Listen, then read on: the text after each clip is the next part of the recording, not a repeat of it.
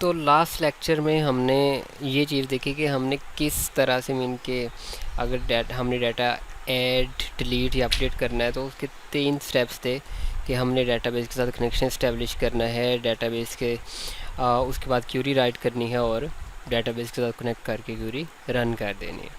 तो ये 3 स्टेप्स थे। आज का हमारा टॉपिक क्या है, आज का हमारा एजेंडा क्या है? आज का जो हमारे टॉपिक है, एजेंडा है, वो ये है कि मैंने आपको 4 क्यूरीज बताई थी, इंसर्ट, अपडेट, डिलीट और सिलेक्ट की। इंसर्ट, अपडेट, डिलीट की हमने कल की थी। आज हम सिलेक्ट की क्यूरी पे जो है ना वो प्रैक्टिस करेंगे। इसके बारे में आपको मैं डिटेल से बताऊंगा। सबसे पहले हम जाते हैं पीएचपी सिंटैक्स में। पीएचपी सिंटैक्स में गए और पीएचपी सिंटैक्स में जाने के बाद जिस तरह से आपने कल डेटाबेस के साथ कनेक्शन इस्टेब्लिश किया था, आज भी उसी तरह से जो है ना वो पहले कनेक्शन इस्टेब्लिश करेंगे। MySQLi कनेक्ट, इसके अंदर आपके 4 वेरिएबल्स आएंगे। आपके को पहला कौन सा वेरिएबल? लोकल होस्ट, बगैर किसी देर के। और दूसरा लोकल होस्ट स्लैश और दूसरा रूट, थर्ड आपका पासवर्ड और फोर्थ आपका यहाँ पे आएगा टेस्ट DB।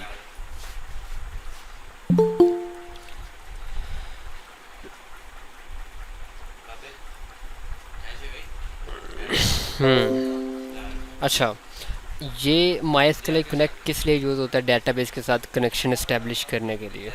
और अभी $कौन, हमने $कौन के अंदर ये कनेक्शन असाइन कर दिया। अभी हम यहाँ पे क्यूरी राइट करते हैं और एक वेरिएबल लेते हैं क्यूरी। इसके अंदर हम क्यूरी राइट करते हैं सेलेक्ट की, सेलेक्ट स्टार फ्रॉम यूज़र्स। हमने यूज़र्स वाले टेबल से डाटा सेलेक्ट करना है। ये भी उसी तरह से है, सेम टू सेम, कि आपने डेटाबेस के साथ कनेक्शन इस्टेब्लिश करना है, आपने क्यूरी राइट करनी है और उसके बाद आपने क्यूरी रन करनी है। एक वेरिएबल ले लेते हैं, इसके अंदर हम असाइन कर देते हैं MySQLi क्यूरी और इसके अंदर 2 वेरिएबल्स आपके आएंगे। फर्स्ट वेरिएबल डेटाबेस के साथ जो आपने कनेक्शन इस्टेब्लिश किया है और दूसरा आपने किस क्यूरी को डेटाबेस के साथ कनेक्ट करके रन करना है। तो ये 3 स्टेप्स तो आपने देखे, पहले भी देखे, कल भी आपने देखे कि हमने डेटाबेस के साथ कनेक्शन इस्टेब्लिश होना चाहिए, अपनी क्यूरी राइट करनी है और क्यूरी को रन कर देना है और आपकी क्यूरी वर्क करेगी।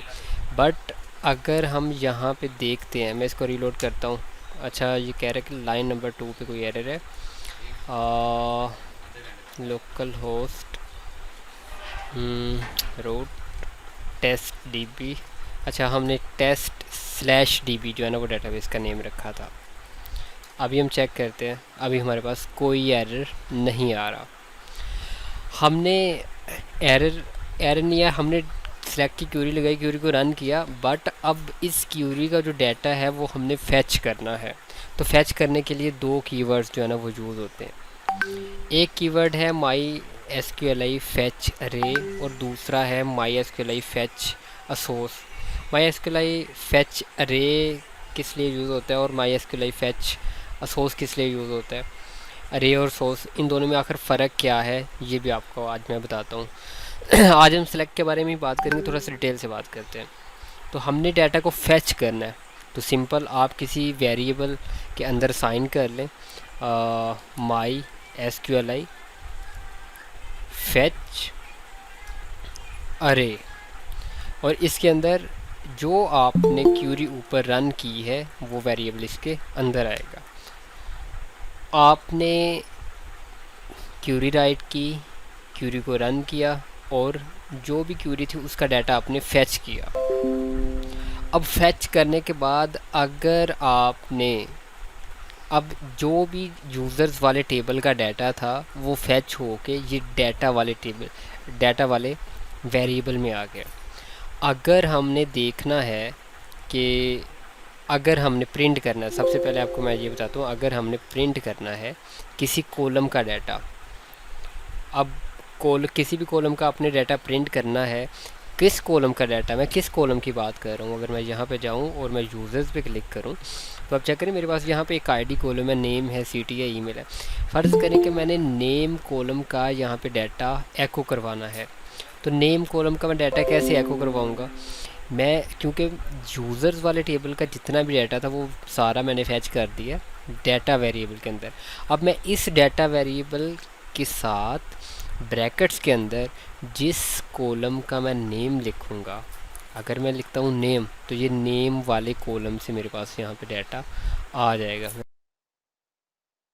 तो चेक करें आपके पास इफ्तिखार अली जो कि फ़र्स्ट रिकॉर्ड था नेम वाले कॉलम का, वो आपको शो हो गया।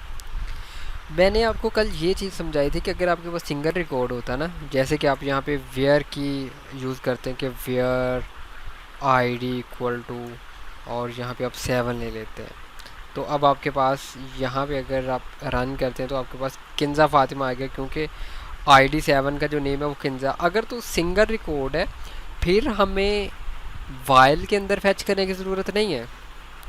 बट अगर आपने क्यूरी ऐसे लगाई है कि आपके पास रिकॉर्ड एक से ज़्यादा है, देन आप उससे फैच जो करेंगे वो वाइल लूप के अंदर करेंगे, और ये चीज़ मैंने कल आपको बताई थी। हम क्या करेंगे, यहाँ पे एक वाइल लूप लेंगे, वाइल लूप, और जो कंडीशन है यहाँ से जो फैच आप कर रहे हैं, फैच वाली पूरी क्यूरी जो आपने राइट की है, जो सिंटैक्स आपने राइट किया है सेमी कोलन के बगैर, वो हम कंडीशन की जगह पे लिख देंगे कि जब तक, अब ये बार बार फैच करता रहेगा जब तक सारे रिकॉर्ड फैच नहीं हो जाएंगे। पहले पहला रिकॉर्ड फैच करेगा, फिर दूसरा, फिर तीसरा, फिर चौथा, और इसी तरह से सारे फैच करेगा। हम यहाँ से देख लेते हैं एको $, डाटा, और डाटा अब यहाँ पे जैसे कि पहले आप नेम लेते हैं, फिर आप यहाँ पे लाइन ब्रेक करते हैं, और फिर आप क्या करते हैं, इन्हीं को हम कॉपी कर लेते हैं, और नेम था और क्या था, सिटी था और ईमेल था। ओके, अभी हम यहाँ पे, जब मैं यहाँ पे रीलोड करूँगा तो चेक करें मेरे पास सारे रिकॉर्ड आ रहा है, इफ्तिखार अली लाहौर, फिर अली, फिर किंजा, उसका सिटी और किंजा, मतलब नेम, सिटी और ईमेल, ये सारे के सारे रिकॉर्ड्स आपके पास आ रहे हैं सिलेक्ट के थ्रू। तो सिलेक्ट की क्यूरी यूज़ करते हुए हम सिंगल रिकॉर्ड किस तरह से फैच करते हैं, और फिर अगर एक से ज़्यादा रिकॉर्ड है वो किस तरह से फैच करते हैं, तो इस चीज़ की प्रैक्टिस आपने ज़रूर करनी है। अभी हम क्या करने लगे हैं, अभी हमने ये फैच करना है किसी टेबल के अंदर। अगर हमने ये रिकॉर्ड फैच करना है किसी टेबल के अंदर, तो फिर हम फैच कैसे करेंगे?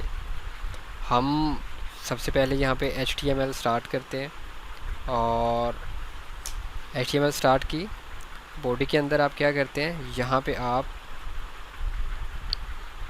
टेबल लें, टेबल, और टेबल के अंदर क्या होता है, रोज़ होती हैं और कॉलम्स होती हैं। तो आप फर्स्ट रो लें, फिर इसके अंदर फर्स्ट कॉलम TD के साथ। अब फर्स्ट रो का फर्स्ट कॉलम आप यहाँ पे नेम राइट कर रहे हैं, नेम। सेकंड आप यहाँ पे सिटी, थर्ड आप ईमेल, और अगर हम यहाँ पे इसको टेस्ट करेंगे तो ये नेम, सिटी और ईमेल ये आपको यहाँ पे शो हो रहा है।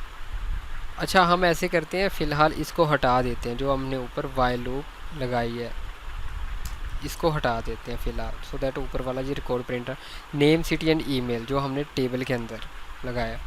हम क्या करते हैं, टेबल के अंदर ना बॉर्डर का एक एट्रीब्यूट होता है, और यहाँ पे 1 कर देते हैं, तो यानी कि हर आप सेल के गिर्द आपको बॉर्डर नज़र आएगा। तो ये टेबल नेम, सिटी और ईमेल, अगर ये तो थी आपकी फ़र्स्ट रो। अगर आपने सेकंड रो लेनी है तो सेकंड रो के लिए क्या करते हैं, आप पहली वाली रो को ही हम कॉपी करके पेस्ट कर लेते हैं।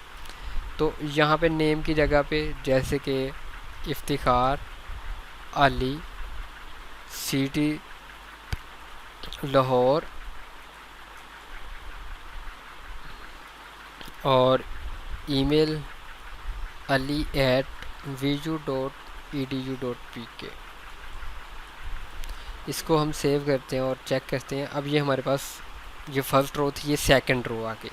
पहली रो यहाँ से लेके यहाँ तक है, फिर दूसरी रो यहाँ से स्टार्ट होती है, और ये सारी चीज़ें हम कर चुके हैं पहले से। लेकिन हमने मैनुअली यहाँ पे रोज़ एंड कॉलम्स नहीं बनाने थे, हमने ये करना था कि फ़र्स्ट रो हम खुद बनाएं और सेकंड जो रो हो उसके ऊपर हम वाइल लूप लगा दें। फिर जितने भी रिकॉर्ड्स होंगे उतनी रोज़ खुद ब खुद बनती जाएंगे। टेबल के अंदर जितनी भी आपके पास रिकॉर्ड होगा उतने रोज़ आपके पास बनती जाएंगी। तो ये था आपके पास फर्स्ट रो, मतलब नेम, सिटी एंड ईमेल, ये तो आपने दिखाना है। बट जो उससे नीचे वाली नीचे आपका रिकॉर्ड है वो आप वाइल लूप के अंदर करना चाहते हैं। तो क्या करेंगे, हम यहाँ पे भी वाइल लूप लगाएंगे। वाइल लूप लगाने के लिए आपको PHP में जाना पड़ेगा। तो ये आप PHP में गए, यहाँ पे आप वाइल लूप और कंडीशन, जो कंडीशन अब आपने ऊपर क्या किया हुआ है, आपने क्यूरी राइट की, क्यूरी को रन किया, और फैच आप कंडीशन के अंदर करेंगे $साइन डेटा, इसके अंदर हम असाइन कर लेते हैं, और माई SQLi और फैच, अरे इसके अंदर क्या आएगा, $साइन रन, जो आपने ऊपर की क्यूरी रन की है। तो जो आपने ऊपर क्यूरी रन की है, अच्छा अभी अगर मैं इसको रीलोड करूँगा तो आपको कुछ नज़र, क्योंकि हमने फर्दर नीचे कुछ भी नहीं किया। लेकिन हम नीचे जो रिकॉर्ड वाइल लूप के अंदर जो रिकॉर्ड हम यहाँ पे, अब क्योंकि वाइल लूप हमने लगा ली, अब वाइल लूप के अंदर अब जो हमने डाटा फैच करना है वो हम रोज़ और कॉलम्स के अंदर हमने फैच करना है। तो वो कैसे करेंगे, अब यहाँ पे हम पहले आएंगे इसको, मतलब कि ये आपकी PHP है और PHP यहाँ से स्टार्ट हो रही है, यहाँ पे एंड हो रही है। अगर आपने, आपको मैंने बताया था कि अगर आप PHP में हैं, आपने अगर HTML में जाना है तो उसके दो तरीके हैं यहाँ पे, या तो आप एको यूज़ करें और इस तरह से, और फिर आप TR इसके अंदर, जो थोड़ा सा मुश्किल हो जाता है कि आप, तो हम ये वाला तरीका यूज़ नहीं करते। हम क्या करते हैं, यहाँ पे PHP को क्लोज़ करते हैं और अब नीचे दोबारा से स्टार्ट करते हैं PHP को। अब ये क्यों किया, क्योंकि अब यहाँ से PHP स्टार्ट हो रही है और यहाँ पे एंड हो गई, और अब इस ब्रैकेट के लिए यहाँ से स्टार्ट हो रही है, यहाँ पे एंड हो गई, और अब इसके दरमियान में अब हम HTML में कुछ भी राइट कर सकते हैं। तो अब हम यहाँ पे TR लेते हैं और इसके अंदर हम यहाँ पे TD और फर्स्ट, अब यहाँ TD के अंदर दोबारा से जो हमने वैल्यू एको करवानी है वो PHP में होगी, तो हमें फिर से PHP के सिंटैक्स में आना पड़ेगा और एको $साइन डेटा और ब्रैकेट्स के अंदर पहले अगर नेम है तो पहले नेम वाला कॉलम, यहाँ पे सेमी कॉलन, और ये इसकी जो फर्स्ट रो है इसी को आप कॉपी करें और 2 टाइम पेस्ट किया नेम की जगह पे। अब आप जो है ना वो सिटी दे दें, किसका अगर माइक ओपन है तो वो क्लोज़ कर लें। अच्छा, और ईमेल, अभी हम यहाँ पे रीलोड करते हैं तो चेक करें आपका टेबल के अंदर सारा का सारा जो यहाँ पे टेबल के अंदर आपका डाटा था वो हमने सारा फैच करके यहाँ टेबल के अंदर हमने शो करवा दिया। कोई ऐसी चीज़ नहीं है जिसकी समझ ना आ सकी हो। जिस तरह से मैंने ऊपर आपको वाइल लूप लगा के दिखाई थी, यहाँ पे भी वाइल लूप लगाई है और यहाँ पे भी उसी तरह से डाटा फैच किया, लेकिन यहाँ पे हमने रोज़ एंड कॉलम्स के अंदर डाटा फैच किया। जस्ट फ़र्क ये है, यहाँ पे वाइल लूप स्टार्ट की और यहाँ पे PHP स्टार्ट की थी एंड की। किसी का भी अगर यहाँ तक कोई क्वेश्चन है तो वो क्वेश्चन पूछ सकता है। किसी का यहाँ तक कोई सवाल तो नहीं है? आपने क्यूरी राइट की है, सिंपल सी चीज़, क्यूरी को रन किया है, फैच किया है वाइल लूप के अंदर, और वाइल लूप के अंदर आपने फैच किस में किया है, रोज़ एंड कॉलम्स में, तो आपको डाटा रोज़ एंड कॉलम्स में ही दिखेगा। अब ये हुआ किस तरह से है ये आपको मैं थोड़ा सा बता देता हूँ। पहले वाइल लूप के अंदर ये फर्स्ट नेम, फर्स्ट सिटी और फर्स्ट ईमेल, यहाँ पे आपको ये फर्स्ट रो आपके पास बन गई। फर्स्ट रो ख़त्म हो गई, फिर से वाइल की लूप स्टार्ट हो गई, फिर दूसरा रिकॉर्ड, फिर से रो स्टार्ट हुई, फिर पहले कॉलम के अंदर, दूसरे कॉलम के अंदर, तीसरे कॉलम में, फिर से रो क्लोज हो गए, फिर दूसरी रो हो गई, फिर से रन होगी वाइल लूप, फिर से रन होगी जब तक सारा रिकॉर्ड प्रिंट नहीं हो जाता। अभी किसी को है कोई कन्फ्यूजन?